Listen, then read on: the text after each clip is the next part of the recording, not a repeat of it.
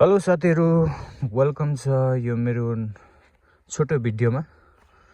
So आजको यो बिहानी 2026 ह्याप्पी न्यू इयर सबैजनालाई भन्दै आज यो छोटो भिडियो मैले तपाईहरुको माझमा राखेको छु। जसरी यो तोरीबारी तपाईले कस्तो मजाले फुलेको देख्नु हुँदैछ नि। म आजको दिनमा तपाईहरुको जीवनमा पनि यही कुरा बोल्दै छु।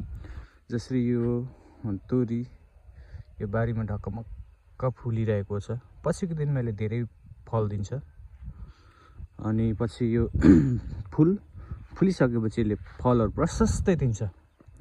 अनि एउटा आफैले विचार गरौँ, एउटा तोरीको दाना यति सानो हुन्छ, एउटा रायोको दाना भन्दा पनि धेरै सानो हुन्छ तोरीको दाना। सो त्यो दानाले यति मजाको फल दिन्छ भनेदेखिलाई तपाईहरु मेरो जीवनमा पनि परमेश्वरले 2026 मा यो जसरी यो तोरीले फल दिन्छ, परमेश्वरले तपाईको जीवनमा पनि त्यो फल प्रशस्त मात्रामा दिनुभएको होस्। आजको बिहानीमा म जसरी यो दृश्य तपाईहरुले देखाउँदै छु, यति मजाको तोरीहरु फुलिरहेको छ हेर्नुस्। अनि यति मजाको छ, यस्तो राम्रो छ।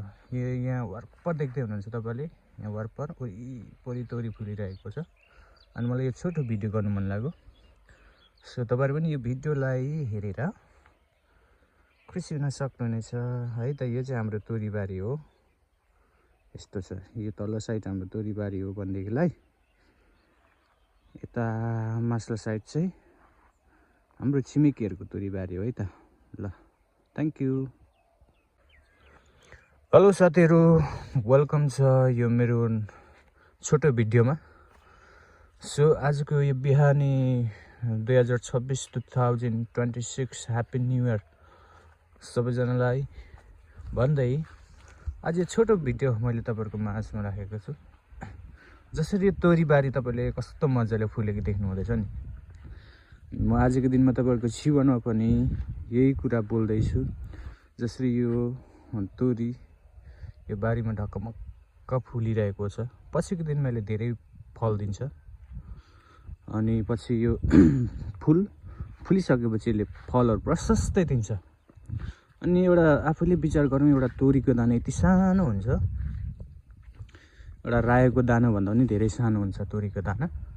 सो त्यो दानाले यति मजाको फल दिन्छ भनेदेखिलाई तपाईहरु मेरो जीवनमा पनि परमेश्वरले 2026 मा यो जसरी यो तोरीले फल दिन्छ, परमेश्वरले तपाईको जीवनमा पनि त्यो फल प्रशस्त